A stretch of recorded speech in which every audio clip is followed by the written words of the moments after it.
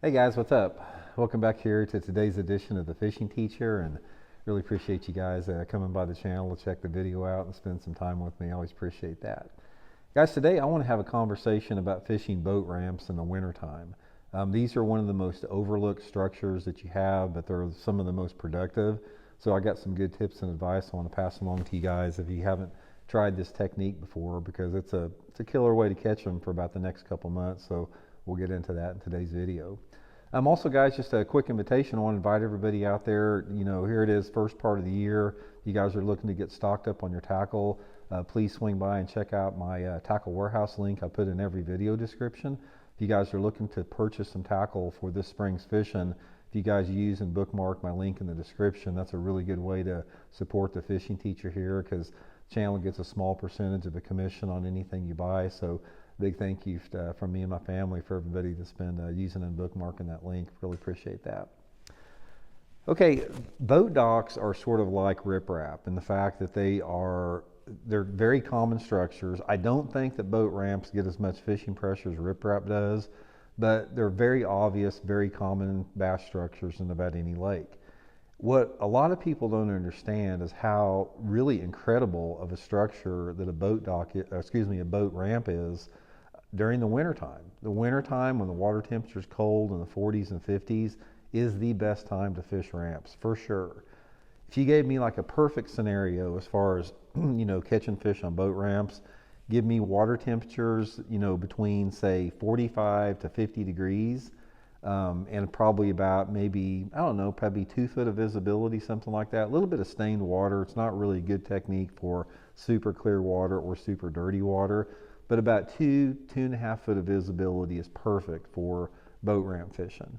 Now, there's a lot of different reasons that fish get on ramps. I'm going to explain that a little bit before I get into the specific technique, because all boat ramps aren't the same. I mean, you have the commercial ramps that have like the big public boat ramps that have a lot of concrete on them and they're 5 or 6 lanes.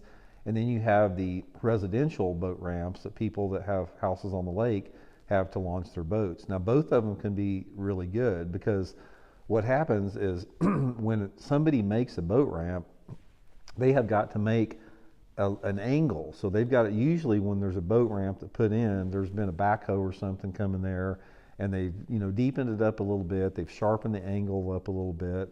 So it usually has a little bit deeper water than the surrounding area. On top of that, once they dig that out, a lot of times they will put riprap on the sides of those ramps to keep it from eroding.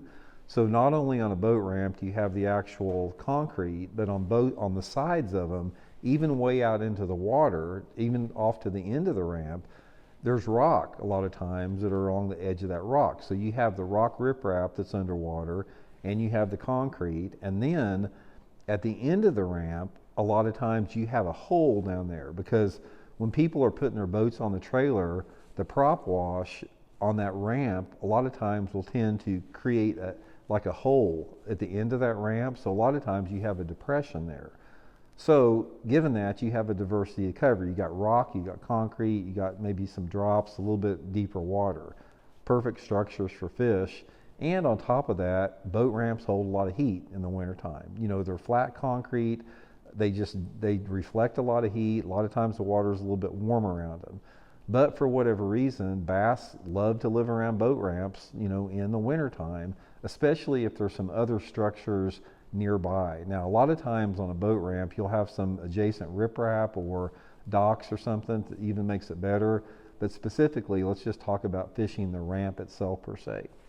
Okay, now what you want to do on a ramp in the wintertime, most of the time these fish are going to be on the deeper part of the ramp. So what I usually like to do is I just usually, start out pretty simple. I just cast up on the ramp a couple feet from the shoreline, and I try to feel my lure down the side until it gets deeper, and then I'll probe around all around the dock. I'll make casts parallel to it, different angles, try to find out where that rock's at, try to get a feel for that, and just saturate the whole area with casts.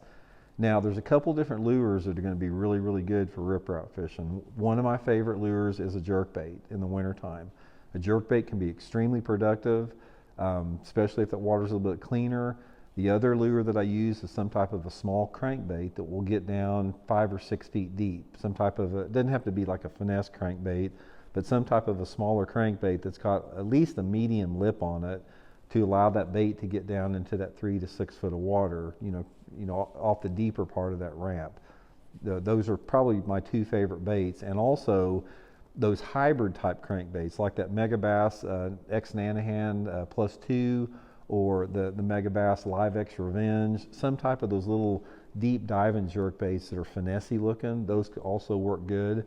And finally, if that water temperature is close to 50 degrees, slow rolling a chatterbait on the ramps is deadly. This is especially a good technique if the water is a little bit more off color, like more down towards 1.5 to 2 foot of visibility, and if that water temperature is close to 50.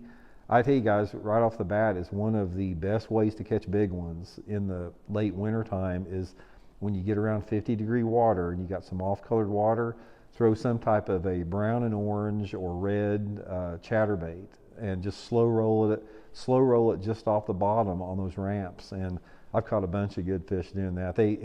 It's almost a guarantee. If you get a ramp that's set up right and you got 50-degree water, say for example, if you guys fish Grand Lake in Oklahoma, perfect lake for fishing chatterbaits on boat ramps there. It's a really good way to catch them.